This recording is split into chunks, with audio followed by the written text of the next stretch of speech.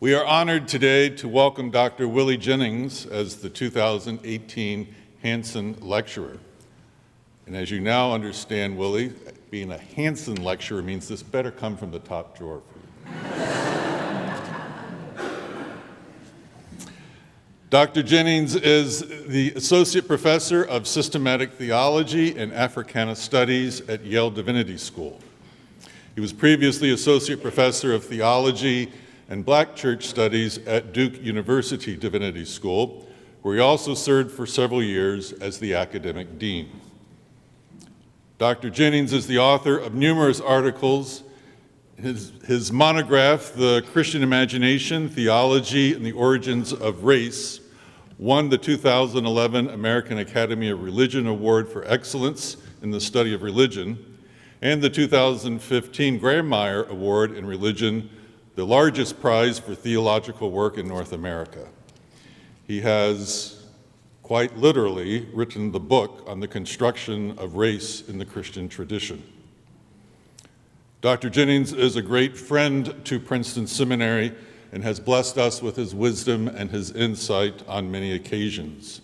I'm so grateful for his willingness to return to be with us today and to help us to think about the legacy of our history with slavery. Will you please join me in welcoming Dr. Willie Jennings.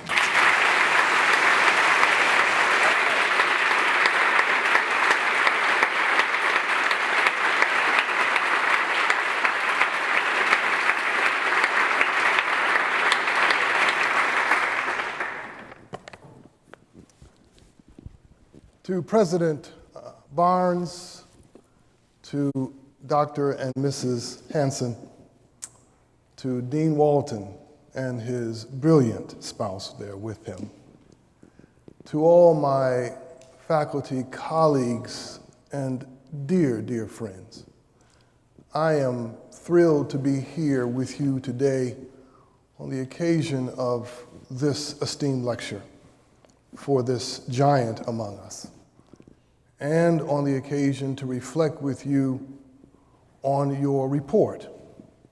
A courageous act to do this report. My dean, Gregory Sterling, would want me to bring warmest greetings to you, and I do so including my faculty colleagues and students at Yale Divinity School. They would want me to say to you that along with you, we are endeavoring to do the crucial work at this moment in this country without giving up hope. This is our task. We know that hope is not a sentiment. It is a discipline. And today we must be disciplined by hope. So Dr. and Mrs. Hanson, thank you so much for allowing me to be here and honoring you this day. To educate is to build. The creature builds.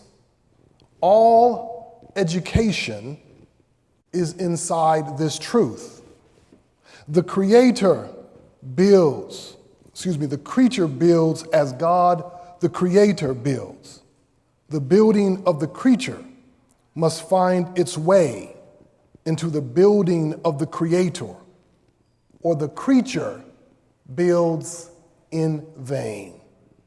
All theological education is inside this truth. But what happens when our work of building is turned toward death? What happens when our building destroys just as it builds up? Slavery, my sisters and brothers, slavery taught us how to build.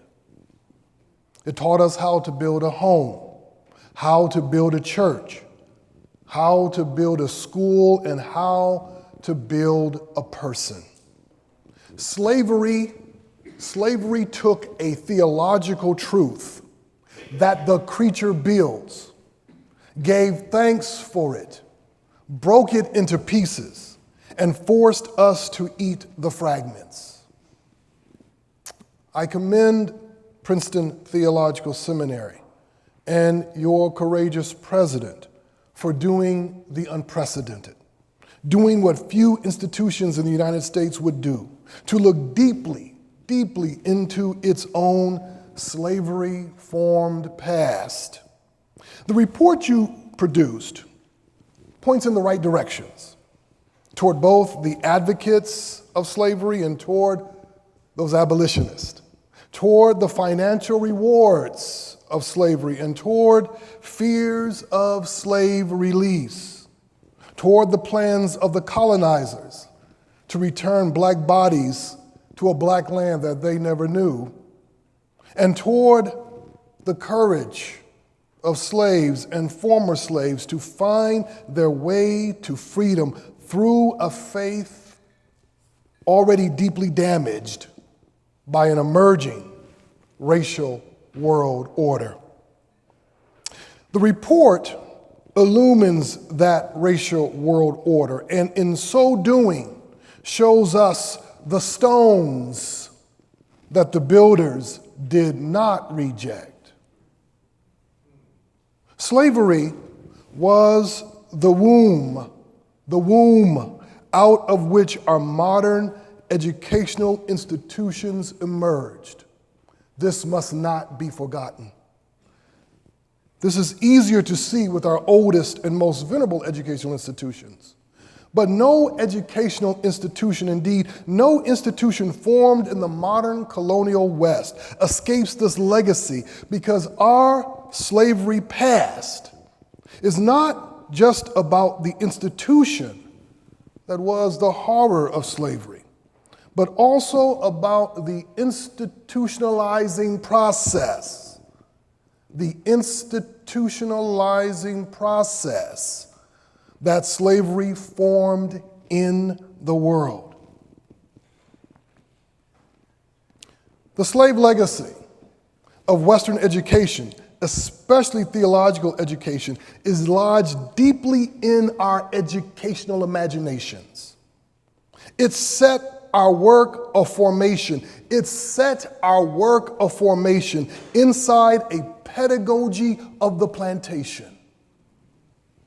Plantations throughout the colonial world were always about more than just cultivating crops and preparing goods and services to be exported and imported through the known world.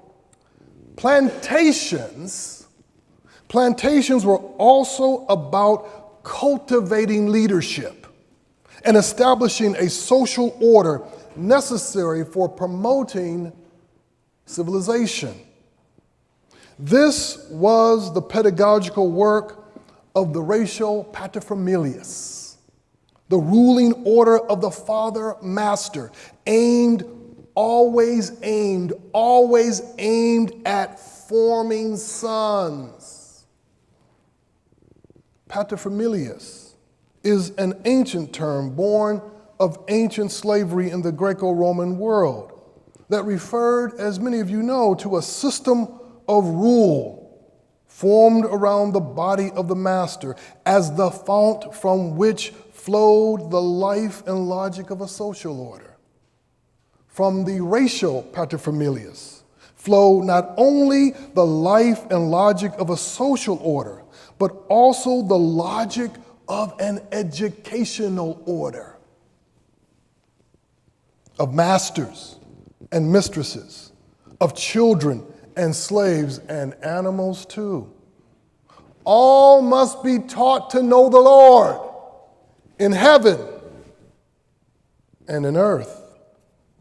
It was the innovation of slave-holding Christianity within modern colonialism that gave us a vision of formation flawed from its very beginning.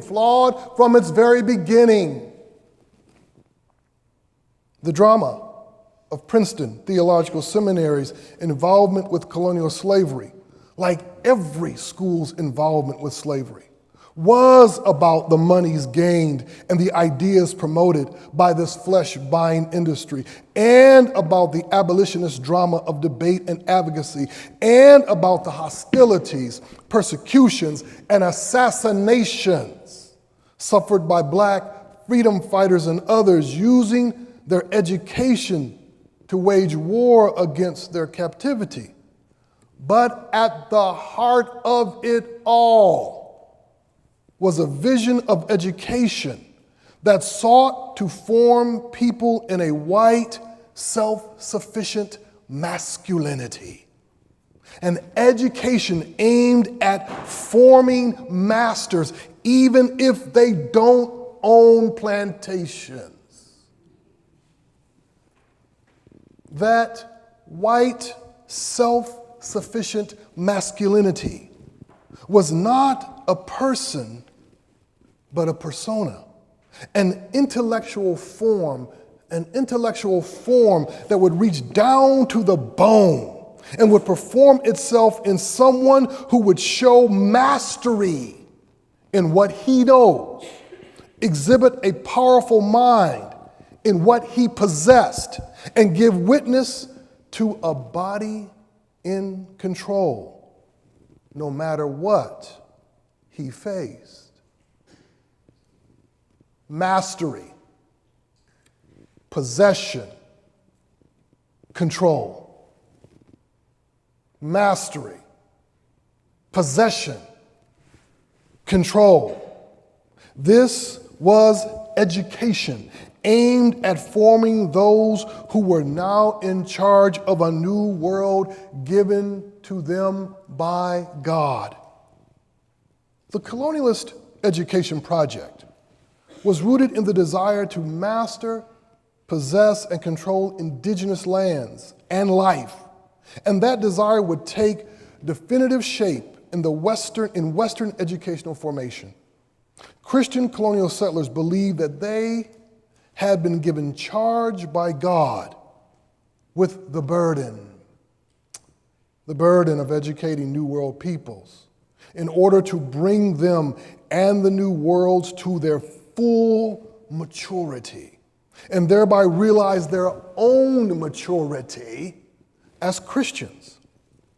Whiteness emerged as a sick vision of maturity, through which the entire world could be gauged by how well it moves toward and grows into European intellectual form.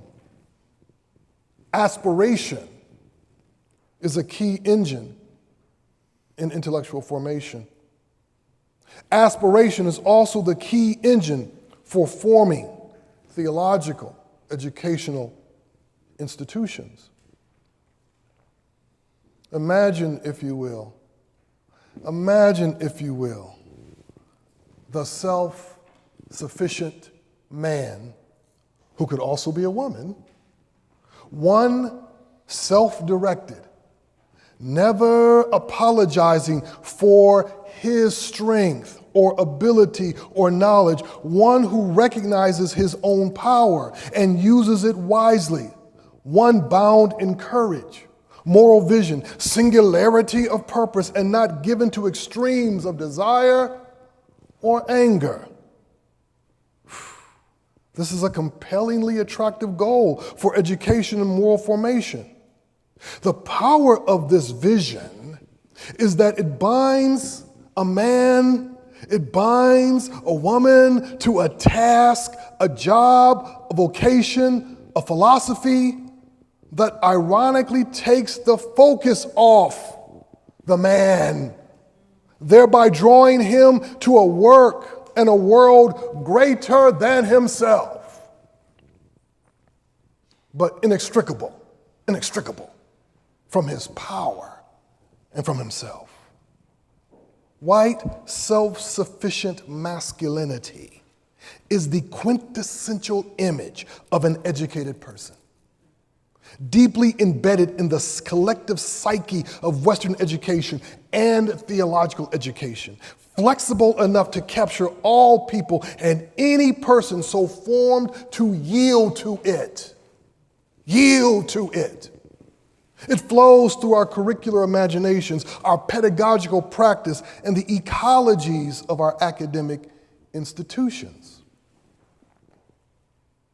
Theological institutions like Princeton Theological Seminary have been formed to think and feel inside this aspiration, to cultivate this man and to cultivate an institution that thinks and feels like the master.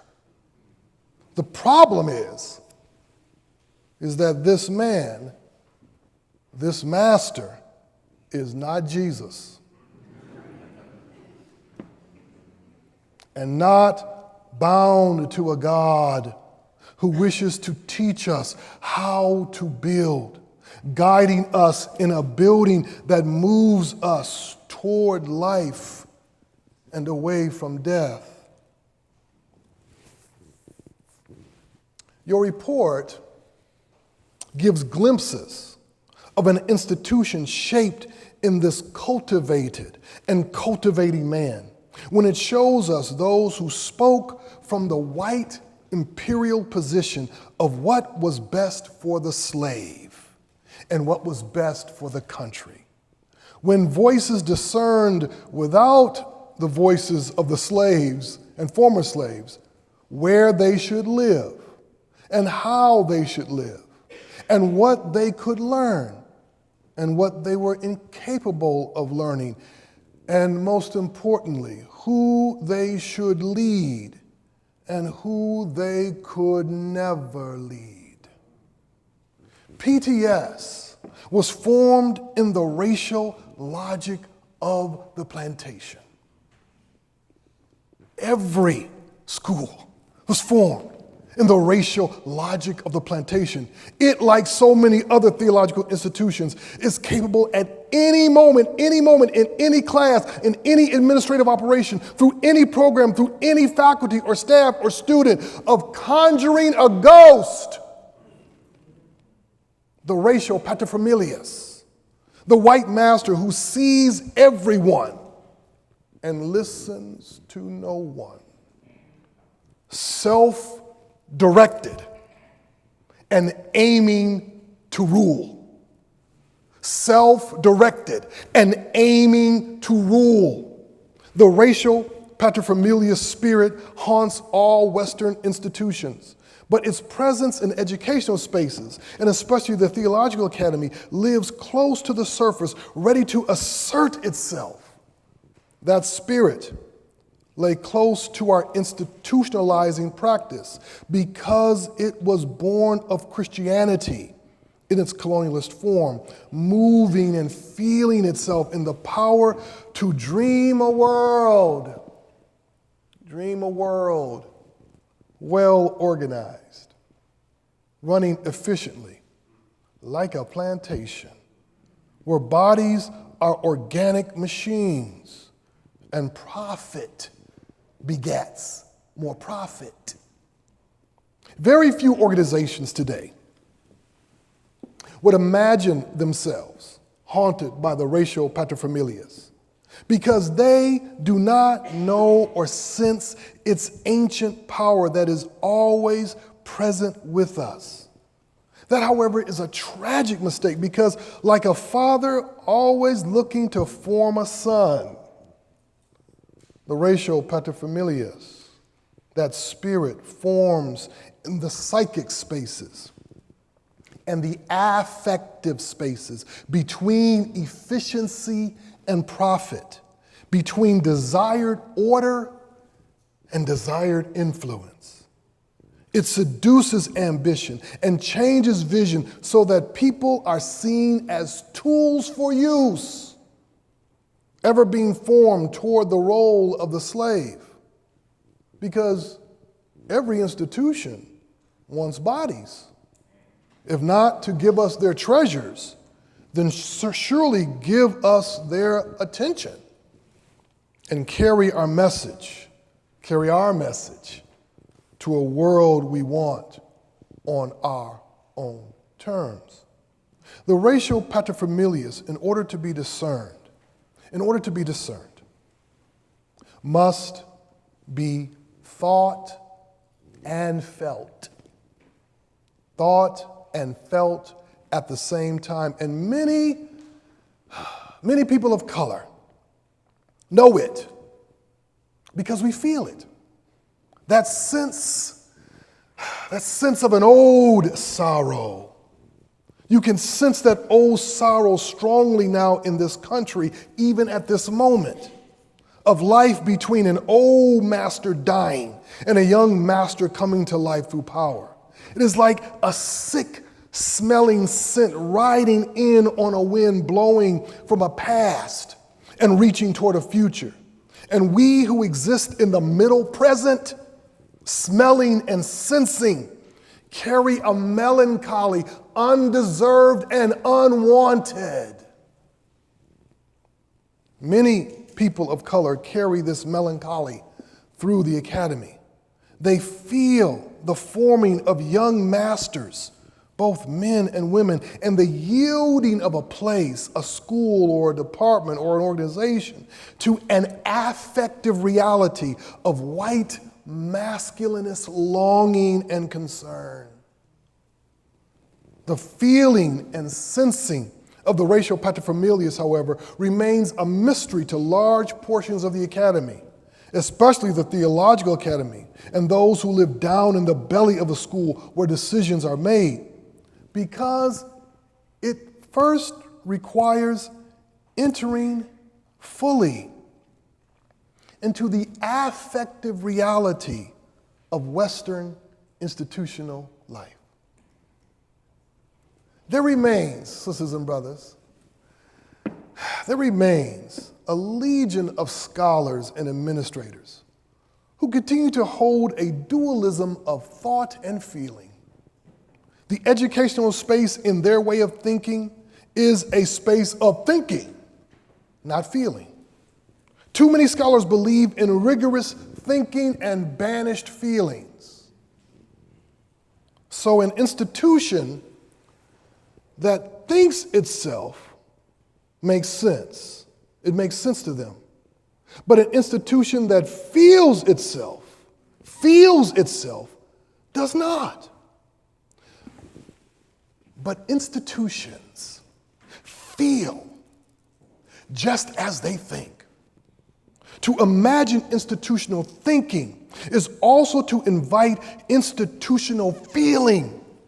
More specifically, it is to invite an institution to inhabit sensing its comfort, sensing its joy, sensing its energy, aimed in the right direction, even if it's the wrong direction. So the crucial question for us this afternoon, my friends, the crucial question, President Barnes, is what does Princeton Theological Seminary feel like today? What do you sense? What do you sense at the nexus of institutional thinking and feeling? Because it is at that nexus that we encounter the racial paterfamilias, beckoning us with a tested and true seduction, that promises to organize hope and dream, tactic and strategy toward the goal to build the master. I call this nexus of institutional thinking and feeling the institutional unconscious, similar to what Frederick Jameson called the political unconscious. For Jameson, the political unconscious was the way the world in its relational density, politically, socially, economically, shows itself in the very things one would imagine are sequestered from such realities.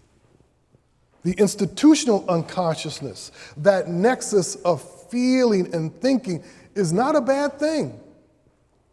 It is a good thing. But when captured by the racial paterfamilias, it yields institutional life. It yields institutional life to the way whiteness likes to feel. Whiteness feels. It has an affective structure. Like extremely comfortable clothing that moves with the body, whiteness becomes what Anne Lin Chen calls a second skin. Whiteness presents itself as skin and not clothing, forming the emotional glue that denies the distinction between being a creature and racial existence. Whiteness wants to feel institutionally. Whiteness wants to feel in control, to feel a control that is natural and normal and feels necessary for the sake of efficiency and functionality. Whiteness wants to feel mastery, as if it automatically understands and knows what is important to know, just as much as it feels what is unimportant to know.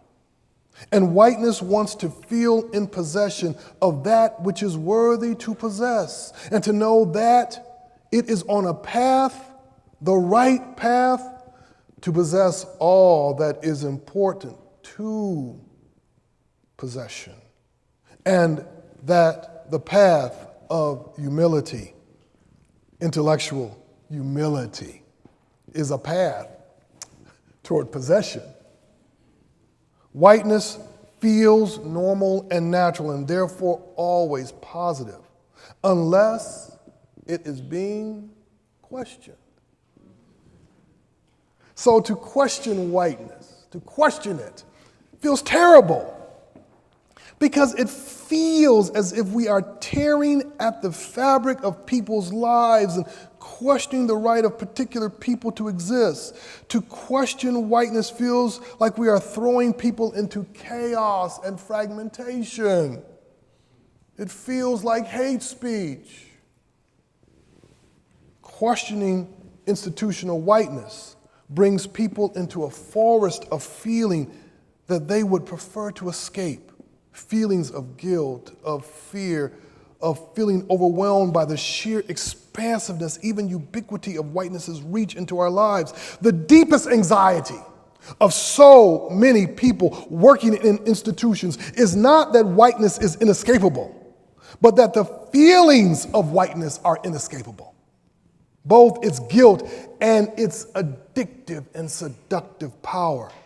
Because whiteness feels good as long as no one tries to make it feel bad. Yet, institutional whiteness conceals its feelings inside academic form, inside white, self-sufficient, masculinist form. Most of us sitting here today, most of us have been misformed or deformed to imagine serious intellectual engagement in only one modality, through confrontation, through forms of disputatio is the word, through the European mode of disputation, which is rooted in European chivalric war culture, where only through intense and heated exchange and struggle do we arrive at the truth, at rigorous thinking and strong and sure thought, firm thought. Beginning with the colonial period, this European cultural form of chivalric intellectual engagement combined with capitalist forms of exchange and with the fragmentation of knowledge. Together, they became the foundation of the sick ecologies of knowledge that characterize so much of Western intellectual exchange. where our struggles and our arguments are over increasingly smaller and smaller and smaller bits of knowledge extracted from their life worlds and turned into commodities. Because our institutional feeling is often concealed in and guarded by, like an attack dog, guarded by this white, self-sufficient, masculinist intellectual form, we have a difficult time coming to the truth and discerning the precise character of the cultivating work that we are always in the midst of doing. What is an institution, my friends? An institution is a sustained work of building. It is a joining aimed at eternity where people commit themselves to a beautiful repetition that they hope will never end. Like creating a product or the formation of a process or the cultivating of a person or the sustaining of a presence, like an artistic presence, or the correcting of a problem that will not yield, or the capturing of a hope embodied in a task that seems like a calling. The legacy of slavery gave to us the racial paterfamilias. And the greatest tragedy of this educational legacy is that it steals from us what God gave to every creature: the desire to build. The desire to build. And what the carpenter's son from Nazareth wants to give to us: the desire to build together. The desire to build together. That legacy sits there deeply within our educational institution, aiming to distort our work as educators and students. My friends, listen, you have taken hold, and I commend you and congratulate you and celebrate you. You have taken hold of slavery's legacy at Princeton Theological Seminary, one of the few theological schools to do this. But now that you've begun, now you must take hold of slavery's intellectual legacy at Princeton Theological Seminary.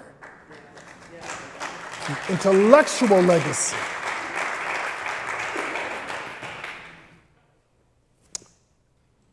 If we could call back, someday it will happen, if we could call back from the dead all those generations of students, white students and students of color, all sharing the legacy of slavery with us, and we asked them the crucial questions, what would they say? Those crucial questions are not first, what did you learn at Princeton Theological Seminary? How did PTS prepare you for the manifold and celebrated ministries that you all had? Those are good questions. Those are good questions. And every development office ought to be asking those questions.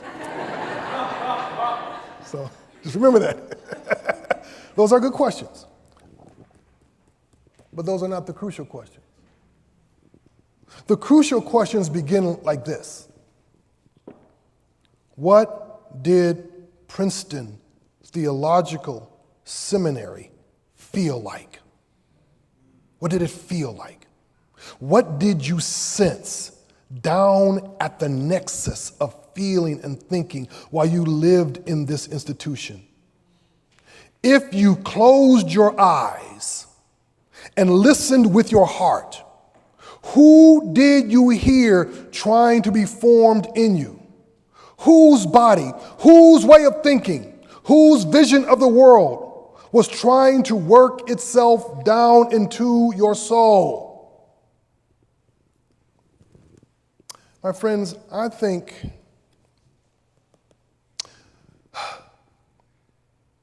everyone in this room knows how much I love and respect Princeton Theological Seminary. and how deeply I care for your president, for your faculty, for the staff, and for you students. So I think I've earned the right to speak in love and in hope for your future. I've been in theological education all my adult life, and I have known many graduates of this wonderful institution, especially students of color. And many speak of a mixed love and hate for this institution. But let me be clear, I am not casting stones in a glass house. I have been a part of an institution where our graduates spoke of mixed love and hate. There is a word that must be spoken in the present when we speak of slavery's past. And that word is reparation. That word is reparation. In a world shaped through colonial theft, so massive, so monstrous, that it defies comprehension, our minds struggle to imagine restoration, return, justice, restoration, return, justice, for those who now comprise a great cloud of witnesses, dead and living. But for theological educational institutions formed in slavery's legacy, reparations begin for us with simply listening and discerning what our institutions feel like. So, dear friends, my first and maybe only suggestion, there might be some more later on, but I'll say more right now. My first suggestion of what you must do post your important slavery report is to ask your students, past and present, what does Princeton Theological Seminary feel like? Do you feel the racial paterfamilias here? And if so, where do you feel it? And when do you feel it? If you close your eyes today and listen with your heart, who do you hear trying to be formed in you? Whose body? Whose way of thinking? Whose vision of the world are we trying to work down into your soul? We want to know. I speak as a theological educator now. We want to know because we want to build together with you, not on top of you. You see, the challenge facing all theological institutions today is to engage in a shared work of building together. Too many schools are giving up on real formation, authentic cultivation, because they have not abandoned the dream of the plantation, born of the racial paterfamilias dream of forming masters.